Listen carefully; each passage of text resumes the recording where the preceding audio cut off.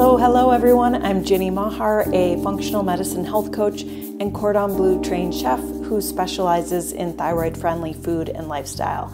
And I have some tips today to help you plan a stress-free Thanksgiving, whether you're cooking for yourself, your family, or a larger group, or just bringing a dish to pass. It is totally possible to create a festive, delicious meal that also meets your dietary needs. For many of us as thyroid thrivers, some ingredients like gluten and dairy are off the table, and this can add a little bit of complexity to your holiday menu planning, especially when so many of those traditional holiday recipes are heavy on ingredients that no longer work for us. In today's video, we'll talk about how to navigate that aspect of your holiday menu planning. I'll share some of my best Thanksgiving recipe options with you and some of my chef secrets for making your holiday feast doable, delicious, and stress-free. At the end, I'll also share 2 dairy-free whipped cream options with you that will make your Thanksgiving feast complete. Ready? Let's dig in.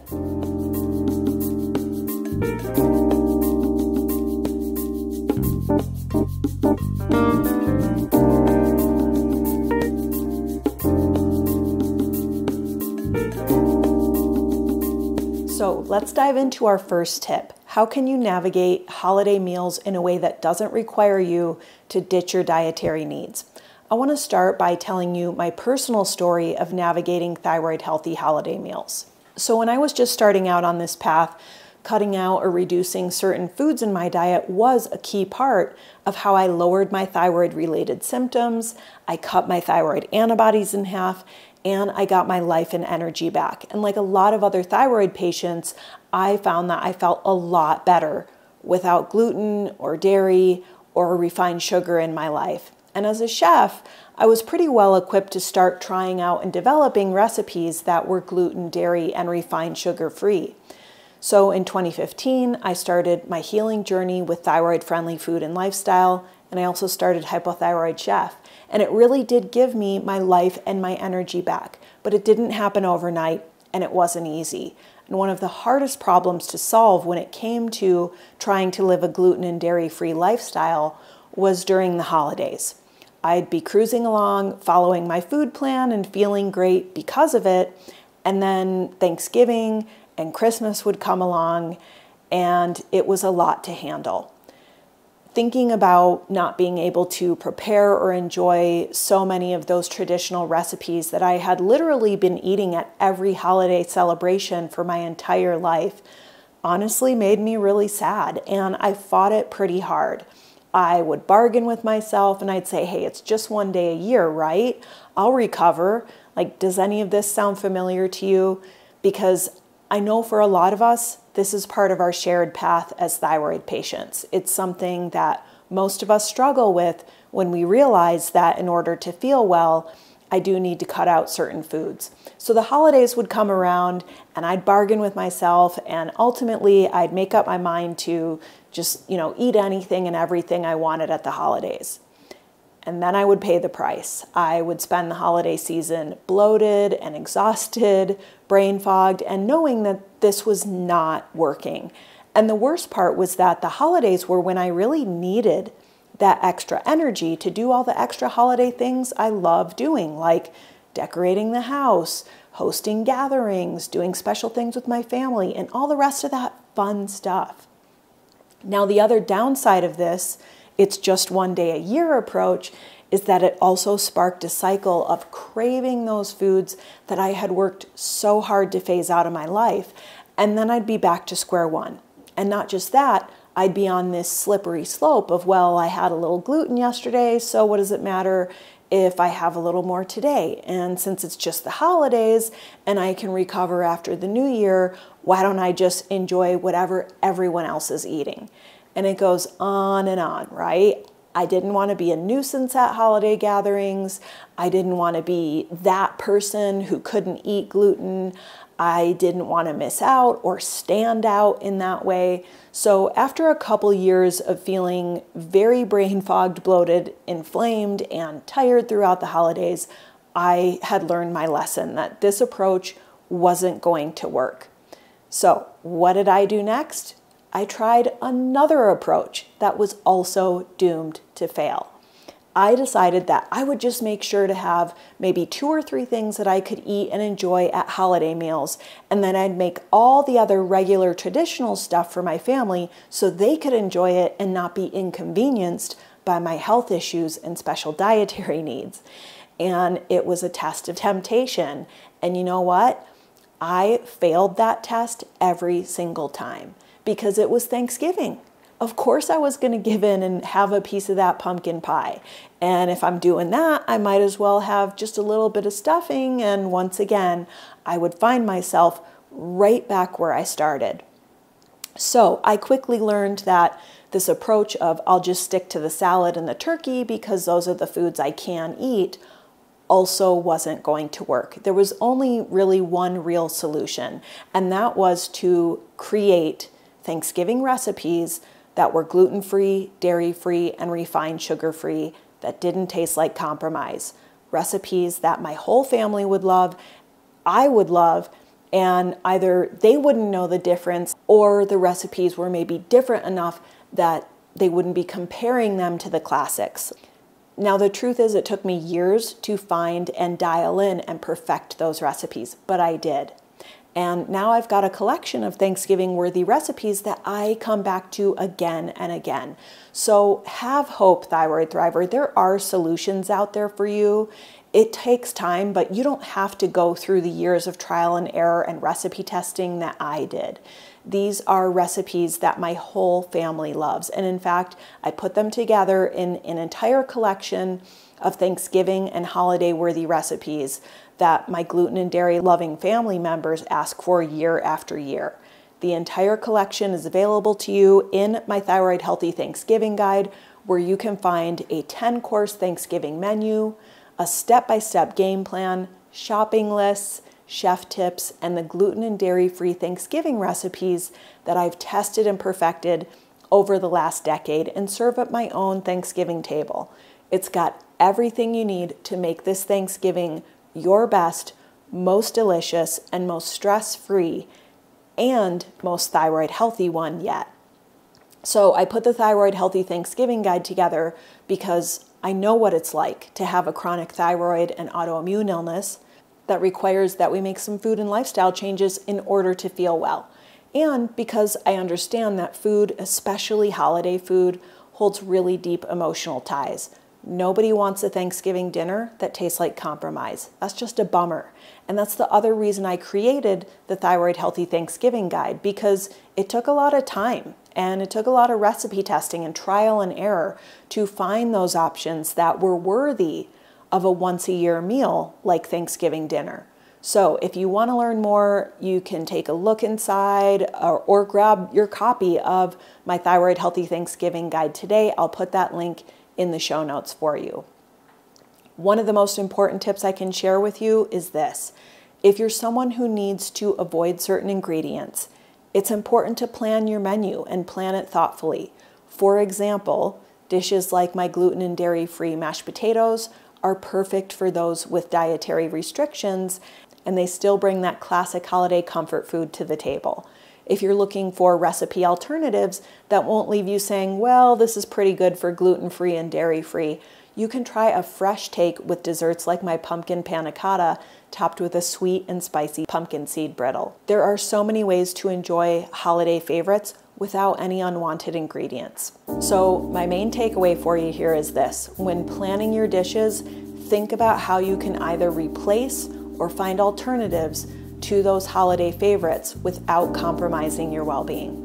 My Thyroid-Healthy Thanksgiving Guide takes the guesswork out of the whole thing by giving you simple, thyroid-friendly recipes that your whole family will enjoy. Okay, next let's talk about Thanksgiving meal prep and planning. Now, as someone who has been cooking professionally since my teens, one thing I know for sure is that the best way to pull off a stress-free meal of Thanksgiving level magnitude is to have a solid plan. A little bit of forethought here is going to go a really long way. And one of the most effective ways to keep things low stress for you is to plan your menu ahead of time. How many people are coming? What do you want to serve? What will you be preparing? And what do you want to ask other guests to prepare?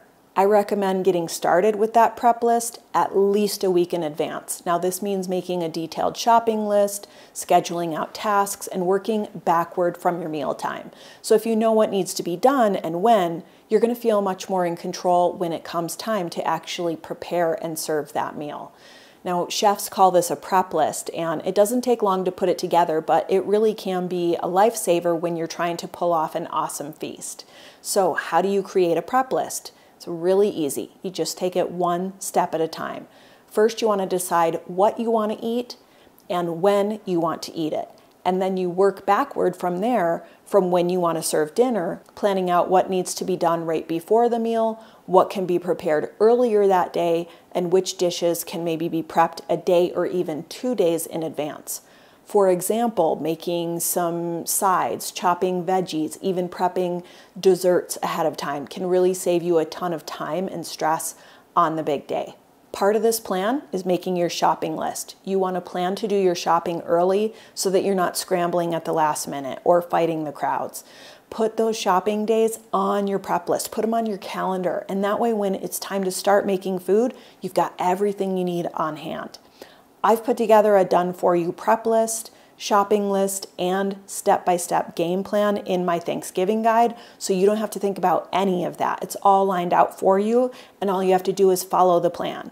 Or if you want to make your own plan or create your own menu, maybe using some of the recipes from the guide or some of the other holiday recipes I've included in that bundle, I've created blank templates for you to do just that. So once again, if you want to set yourself up for success, you can find that link to my Thanksgiving guide in the video description. As a chef, I've made probably hundreds of prep lists. They don't have to be fancy. They don't have to take a long time to make or put together.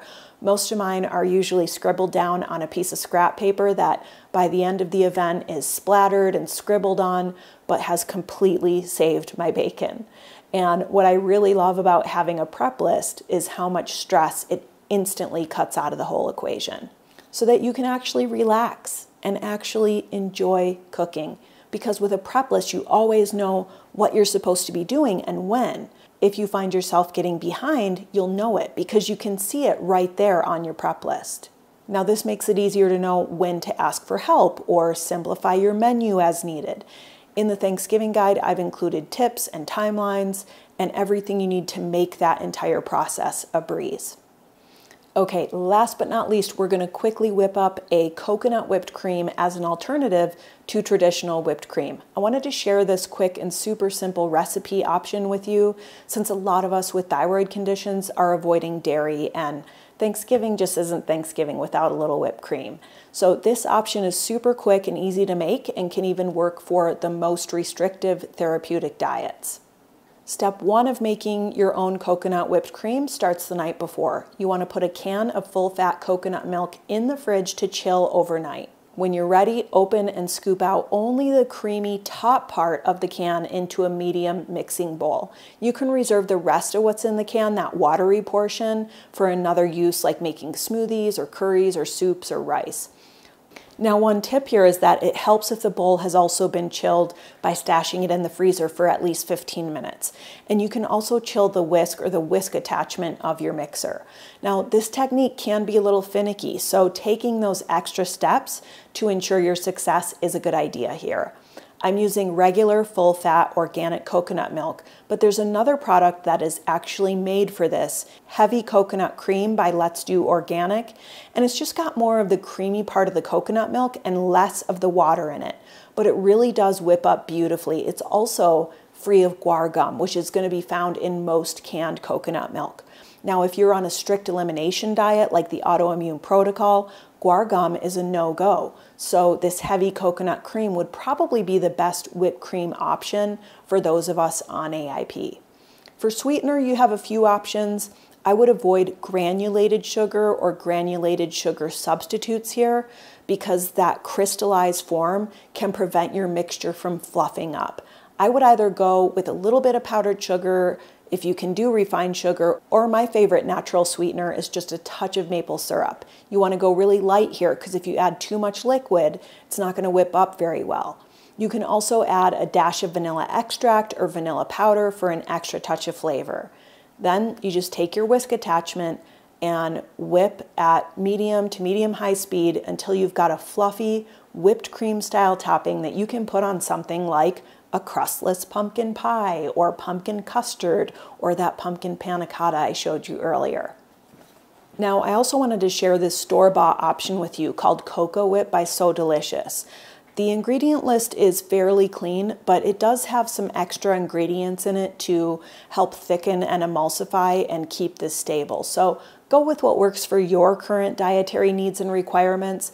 But if you're not on a strict elimination diet and are just looking for something dairy-free that tastes delicious and has a fairly clean ingredient list, Cocoa Whip is a really nice alternative that you can pick up at pretty much any grocery store. You can find it in the freezer aisle, and I've seen it at pretty much all of my local grocery stores.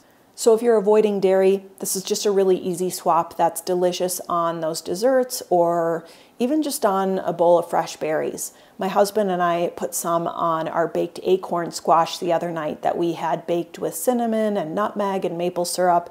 It was so delicious and just a really healthy dessert. All right, thanks so much for watching. I hope these tips have inspired you to create your own thyroid-healthy Thanksgiving and have also shown you that you don't have to ditch your dietary needs in order to celebrate the holidays with delicious food. If you found these tips helpful, the Thyroid-Healthy Thanksgiving Guide is packed with recipes and tips to help you plan a delicious, thyroid-friendly holiday meal. You'll find more dishes like gluten and dairy-free sides, naturally sweetened desserts, and planning resources to make Thanksgiving enjoyable without the stress. So check out the link in the description to grab your copy of the Thyroid-Friendly Thanksgiving Guide and take the guesswork out of your holiday menu planning. With a little bit of help and the right recipes, you're going to be all set for a Thanksgiving that supports your health and keeps you feeling great. I'm Ginny Mahar, the Hypothyroid Chef, wishing you happy cooking, happy thriving, a happy Thanksgiving, and the best of health. See you next time.